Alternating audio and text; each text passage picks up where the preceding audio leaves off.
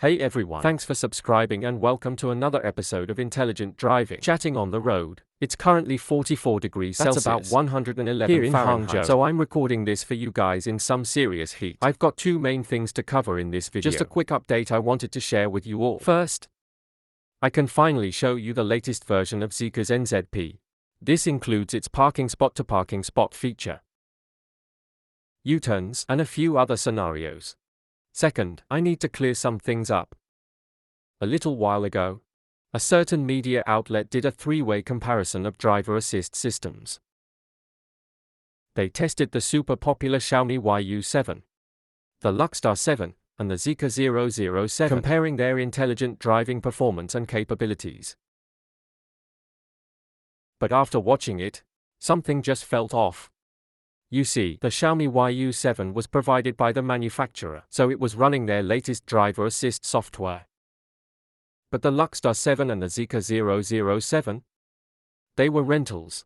The Luxstar 7 wasn't even running Huawei's latest software. And the Zeekr 007 was on version 6.3.3, which is several months old.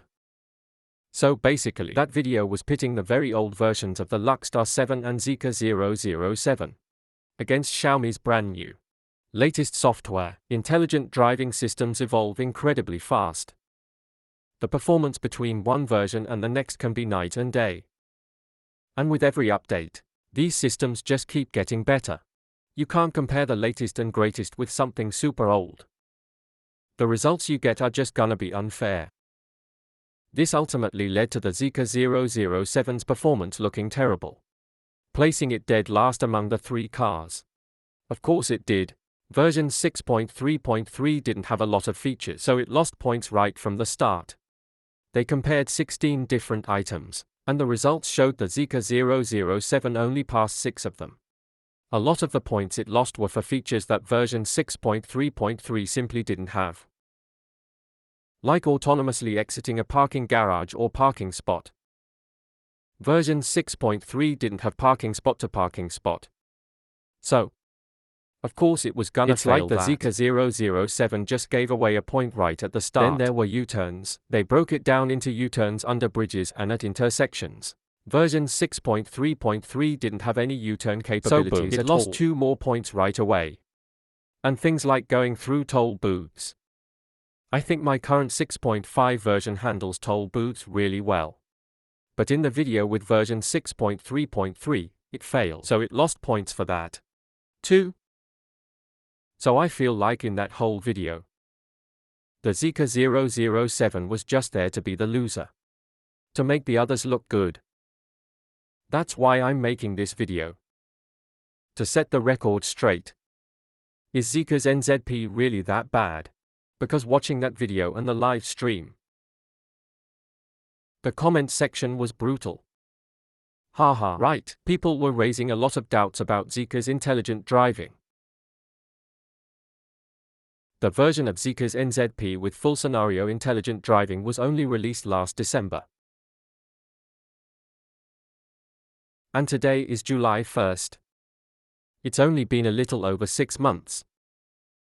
And since version 6.5 isn't out for everyone yet, a lot of people haven't experienced it. This might be why so many people are questioning Zeekr's capabilities. So, this video is mainly to clear that up. I believe actions speak louder than words.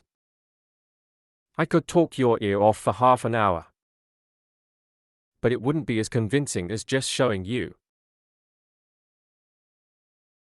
So today, I've planned out a route. This route includes a parking spot to parking spot test. For example, I'm in a ground level parking spot in a residential complex. Let's see if it can autonomously pull out of the spot and drive out of the complex. Second, we'll test its ability to go through a toll booth. After the etc. lane, there's a U-turn scenario.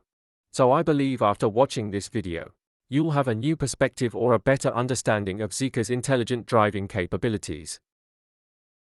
Alright, enough talk, let's get going. Let's go.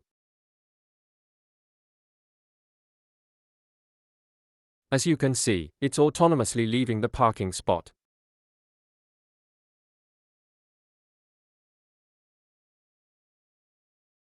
Okay.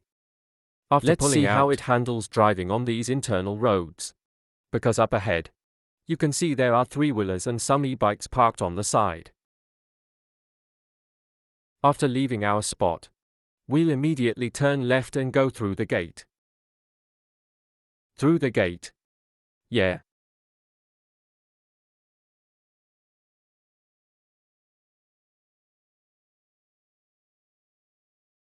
Okay. Over now a speed waiting for the bump. license plate to be scanned. Alright, the gate is opening. Let's see what it does. Okay. It recognized the gate is open, and just like that, we've successfully driven out of the complex and passed through the gate. The voice prompt says we're entering a public road. As you can see, the road after exiting the complex is a bit narrow, with a barrier in the middle. Let's see how it performs.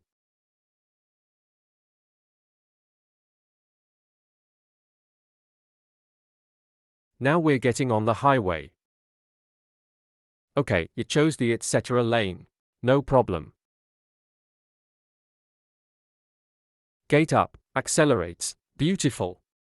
All in one smooth motion, ha ha ha. The etc. lanes are the two on the far left. Actually, some of the other lanes also support etc. It's like a combo lane. See? It picked the etc. lane, slowing down appropriately. Good. Gate opens. And I didn't touch the accelerator It went at through all. at about 15 to 16 kilometers per hour, 9 to 10 miles per hour. And right after the toll booth, it immediately speeds up. Okay. Here I'm going to show you a special U-turn scenario. Let's see if it can pull it off. This is a 5-way intersection. And it made the U-turn. In a bit, we'll find another intersection and see how it handles a U-turn there. Up ahead, we have a difficult U-turn at an intersection. It's pretty tight. Let's see how it does. If a human were doing this, you'd have to go really slow to make it. Let's see if the driver assist can handle this U-turn. You can see that delivery truck. It might affect it a bit, blocking part of the road. Let's see if it can make it. It can. Yep, it can. It made the turn, and that was with the delivery truck in the way, plus another car going straight that we had to yield to. It pulled it off. This intersection was definitely a challenge.